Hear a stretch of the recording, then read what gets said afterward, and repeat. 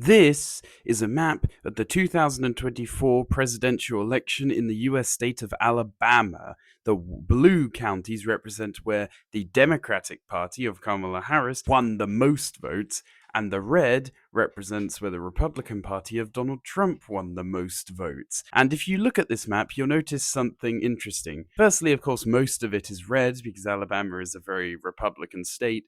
But the main thing you'll notice after this is the fact that all the Democratic voting counties are in this line across the center of the state here. And if you look at the US state of Georgia, you'll notice the same thing, although to a lesser extent. This line here of counties, which either the Democrats won or the Republicans only won by a very small margin, which you can tell because they're very light red. And this has been going on for a lot of elections. Like, here's the 2020 election in Alabama, here's the 1992 election in Alabama. So why has this been so consistently the case in American elections for a long time in these states? Well, if I show you a different map, that will help us find the answer.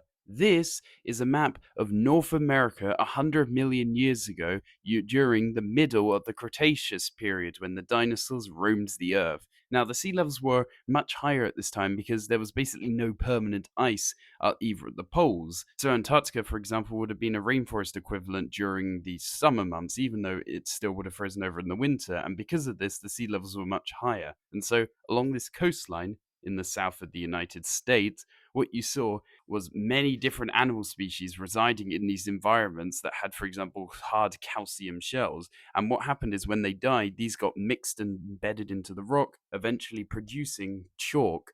And later on, plants grew on this chalk and then died and decomposed, creating incredibly fertile soil here known as the Black Belt. So when the United States started existing after the 1776 Declaration of Independence and when it expanded out to here, this area became an incredibly good area for growing cotton. And so slavery grew in size here profoundly before it was eventually made illegal in the United States in 1863. And so even when slavery was ended by the United States, many of these slaves here still stayed in the roughly the same regions in these southern states, and their descendants also stayed in these regions as well. And because the Democratic Party typically does very well with black voters, and since 83% of black voters, even in the 2024 election, voted for Kamala Harris's Democratic Party there, that caused most of the hotspots of Democratic support within the states of Alabama and Georgia to be concentrated along these regions here,